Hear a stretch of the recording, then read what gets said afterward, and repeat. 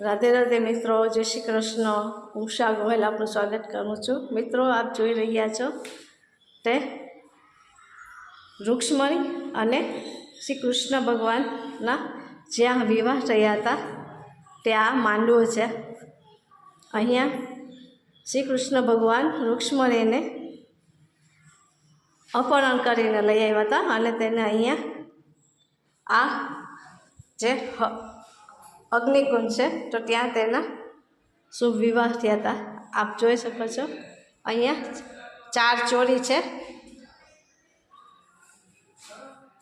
अत्यारे पण